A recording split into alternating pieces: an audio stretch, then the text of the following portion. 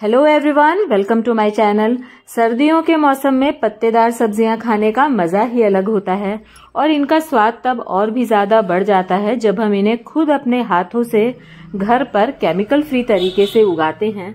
तो अगर आप भी मेरी तरह अपने घर पर लीफी वेजिटेबल्स ग्रो करना चाहते हैं तो आज मैं आपके साथ 5 ऐसे टिप्स शेयर करूंगी जिनकी हेल्प से आप बहुत आसानी से अपने घर पर हेल्दी पत्तेदार सब्जियां उगा सकते हैं। तो चलिए स्टार्ट करते हैं। पहला पॉइंट है पॉट सिलेक्शन। पत्तेदार सब्जियों के लिए हमेशा चौड़े कंटेनर्स की जरूरत होती है। ऐसे कंटेनर्स का चुनाव कीजिए जिनकी चौड़ाई ज्यादा हो, गहराई कम भी होगी तो चलेगी। मिनिमम 7-8 इंच के गहराई में भी पत्तेदार सब्जियां बहुत अच्छी तरह से ग्रो हो जाती हैं, लेकिन इनकी चौड़ाई ज्यादा होनी चाहिए। जैसे ये इस तरह के टब ले सकते हैं आप, इनकी गहराई 7 से 8 इंच की है लेकिन चौड़ाई ज्यादा है। इसमें सभी तरह की पत्तेदार सब्जियां लगाई जा सकती हैं। या फिर आप इस तरह के थर्माकोल कंटेनर्स ले सकते हैं जिनकी गहराई और चौड़ाई सभी बहुत अच्छी है, तो इसमें आप सभी तरह की सब्जियां लगा सकते हैं। या फिर इस तरह की फ्रूट क्रेट ले सकते हैं, इनकी भी चौड़ाई ज्यादा है, इसमें भी पत्तेदार सब्जियां बहुत आराम से ग्रो हो जाती हैं। इनके अलावा आजकल मार्केट में कम गहराई और अधिक चौड़ाई वाले ग्रो बैग्स भी अवेलेबल हैं जो स्पेशली लीफी वेजिटेबल्स के लिए ही बनाए गए हैं। आप उनका भी उपयोग कर सकते हैं। सेकेंड पॉइंट है सॉइल प्रिपरेशन। पॉट सिलेक्शन के बाद आपको मिट्टी को अच्छी तरह से तैयार करना जरूरी है, क्योंकि हम कंटेनर्स में उगा रहे हैं भाजियां, तो जरूरी है कि आप मिट्टी अच्छी रिच बनाएं। जब तक मिट्टी में न्यूट्रिशन की मात्रा भरपूर नहीं होगी तब तक आपकी पत्तेदार सब्जियां अच्छी तरह से ग्रो नहीं हो पाएंगी। तो आप किसी भी तरह की मिट्टी ले रहे हैं उसमें आप करीब 40 से 50% खाद जरूर डालिए। देखिए मैं अपनी मिट्टी में ये गोबर की खाद डाल रही हूँ। जो भी खाद आपको अवेलेबल हो, आप गोबर खाद डाल सकते हैं या फिर आप वर्मी कंपोस्ट डाल सकते हैं। किचन वेस्ट से बने हुए कंपोस्ट है तो वो आप मिला लीजिए। जो भी खाद आपके पास अवेलेबल हो आप अच्छी तरह से 40 से 50% खाद अपने मिट्टी में ज़रूर मिलाइए और इस तरह से आप मिट्टी में बराबर मात्रा में खाद और मिट्टी मिला करके आप इसकी मिट्टी की तैयारी कीजिए। और अगर आपको बहुत ज़्यादा मात्रा में खाद नहीं मिल पाती तो आप किचन का वेस्ट और कई तरह की घरेलू चीज़ों का उपयोग करके भी मिट्टी को न्यूट्रिशन से भरपूर बना सकते हैं, जिसमें आपको फिर खाद की ज़रूरत बहुत कम होगी और आपकी मिट्टी भी रिच हो जाएगी।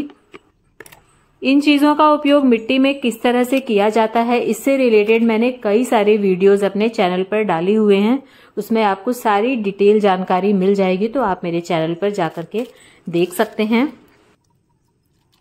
तो इस तरह से कोई भी तरीका आप अपनाइए, लेकिन अपनी मिट्टी को पहले अच्छी तरह से तैयार कर लीजिए और उसके बाद आप भाजियां लगाइए। थर्ड पॉइंट है सीड सिलेक्शन। मिट्टी की तैयारी के बाद सही बीजों का चुनाव करना जरूरी है। कई बार बीज लगाने के बाद या तो बीज उगते ही नहीं हैं या फिर बहुत ज़्यादा टाइम ले लेते हैं, या फिर उसमें से पौधे निकलते भी हैं तो थोड़े दिनों में ख़राब हो जाते हैं, पौधे अनहेल्दी होते हैं। तो इसका कई बार कारण यही होता है कि हमारे बीज ही सही नहीं होते हैं। इसके लिए ज़रूरी है सीड्स का हेल्दी होना, तभी हमें ज़्यादा से ज़्यादा जर्मिनेशन रेट मिलेगा और सीड्स जल्दी भी जर्मिनेट होंगे। सीड्स जर्मिनेट होने का यही कारण होता है कि बीज खराब होते हैं। जब हम दुकानों से बीज लेकर आते हैं तो कई बार वो लोग पुराने बीज दे देते हैं, उनमें कई बार हवा लग जाती है और उसकी वजह से बीज खराब हो जाते हैं। या फिर हमने भी पिछले सीजन के बीज स्टोर करके रखे हैं तो अच्छी तरह से अगर हमने एयर टाइट कंटेनर में नहीं डाला है या किसी भी तरह से उनमें हल्की भी नमी लग जाती है तो बीज खराब हो जाते हैं और उसके बाद हमें सही से जर्मिनेशन रेट नहीं मिलता। इसलिए कोशिश करें कि जब भी आपको बीज लगाने हो आप उसी समय नए सीजन के नए आए हुए बीज आप दुकान से लेकर के आएं।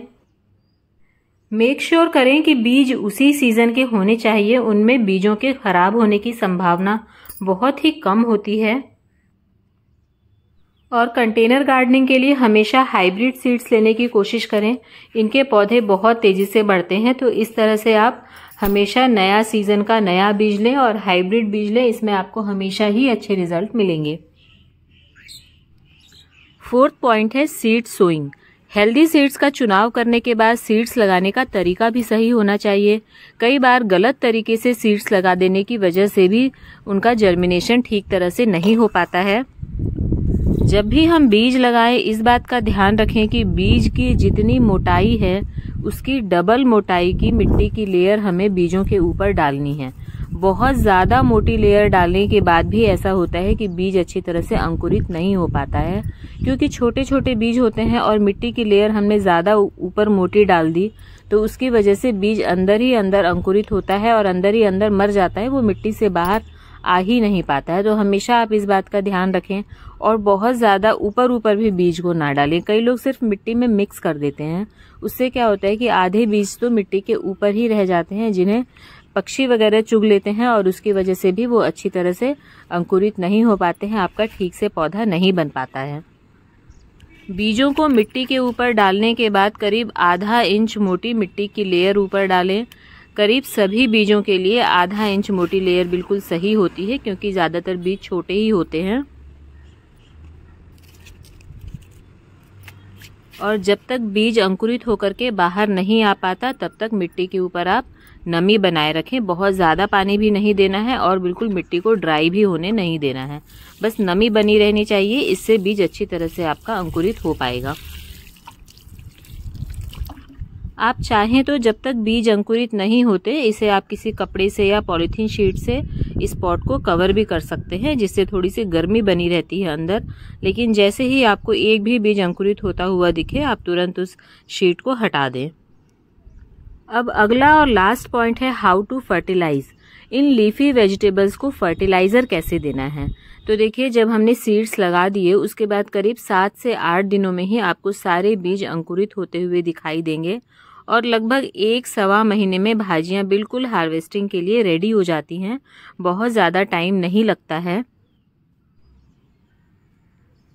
देखिए, ये 1 महीने बाद का रिजल्ट है और ये हमारा लाल साग बिल्कुल रेडी है हार्वेस्ट करने के लिए। तो देखिए, जब हमने मिट्टी की तैयारी करी उस समय अगर हमने 40-50% खाद अच्छी तरह से डाला है, अच्छी तरह से मिट्टी को रेडी किया है, तो आपको 1 महीने तक मतलब फर्स्ट हार्वेस्टिंग तक किसी तरह की कोई भी खाद डालने की ज़रूरत नहीं है। मैंने इसमें कुछ भी नहीं डाला है बीज लगाने के बाद से। और जब हम पहली हार्वेस्टिंग ले लेंगे उसके बाद हम इसमें खाद डालेंगे। तो देखिए, हार्वेस्ट करने का तरीका देख लीजिए। कभी भी आप भाजियों को बहुत नीचे से मत कट करिए। आप देखिए, ऊपर से इस तरह से आप इन्हें लीजिए ताकि नीचे का जो स्टेम है वो इसमें रहे, या फिर आप जैसे कई लोग उखाड़ लेते हैं इसे, तो ऐसे उखाड़ना भी नहीं है, नहीं तो आप दोबारा से हार्वेस्टिंग नहीं ले पाएंगे। सिर्फ ऊपर ऊपर से आपको इस तरह से कट करना है और नीचे इसका स्टेम आपको रहने देना है। इसमें फिर दोबारा से भाजी हमारी तैयार हो जाएगी। तो जब हम अच्छी तरह से हार्वेस्टिंग पूरी कर लेंगे उसके बाद अब हम इसमें खाद डालेंगे। और देखिए, बिल्कुल केमिकल फ्री कितनी बढ़िया भाजियां हुई हैं। घर की लगाई हुई लीफी वेजिटेबल्स का टेस्ट ही अलग होता है और बिल्कुल साफ़ सुथरी रहती हैं। हम बाहर से लेके आते हैं उसमें कितनी सारी मिट्टी होती है, लेकिन ये बिल्कुल एकदम से साफ़ होती हैं। और ये देखिए, अब हमने ये सारी हार्वेस्ट कर ली है। तो ये हार्वेस्टिंग के बाद ये इस तरह से दिखेगा। मैंने इनके स्टेम्स को छोड़ दिया है और मैंने 2 कंटेनर्स में ये लाल साग लगाया था और दोनों से मैंने हार्वेस्ट कर लिया है। और अब हम इसमें खाद डालेंगे। तो देखिए, जब भी आप भाजी हार्वेस्ट करें, आप 1 बार करते हैं, 2-3 बार, मतलब जितने बार भी ये हार्वेस्ट होता है, हर बार उसके बाद आपको आपके मिट्टी को फर्टिलाइज करना ज़रूरी है। ये देखिए, इतनी भाजी हुई है, ये कितनी फ्रेश है देख लीजिए। तो अब देखिए, मैं इसमें कौन सी खाद डालूंगी। तो भाजियों के लिए हमेशा जो खाद डाले वो नाइट्रोजन में रिच होनी चाहिए, क्योंकि ये पत्तेदार सब्जियां हैं तो पत्तों के लिए नाइट्रोजन अच्छा रहता है। तो जो भी आपके पास खाद हो जो नाइट्रोजन में रिच हो, जैसे कि आप गोबर की खाद या वर्मी कंपोस्ट या फिर आप सरसों की खली का लिक्विड डालना चाहते हैं तो आप वो डाल सकते हैं। तो ये इस तरह की खाद आप डालें तो बहुत अच्छा रहेगा। देखिए, मैं अभी अपने इस कंटेनर में गोबर की खाद डालने वाली हूँ। तो बस इस तरह से आपको खाद मिलानी है और करीब 8 से 10 दिनों में फिर से आपका ये एक बार लाल भाजी तैयार हो जाएगी। और पालक, धनिया वगैरह तो अब बहुत बार, यानी 4 से 5 बार भी कई बार हार्वेस्ट हो जाता है अगर अच्छी तरह से आपने केयर की है। तो जब भी आप हार्वेस्ट करें उसके बाद आप खाद ज़रूर डालें, और हो सके तो आप थोड़ा चेंज कर करके खाद डालें तो ज़्यादा अच्छा होगा। तो बस इन 5 बातों को फॉलो करते हुए आप भी बहुत आराम से विंटर्स में अपने घर पर लीफी वेजिटेबल्स ग्रो कर सकते हैं।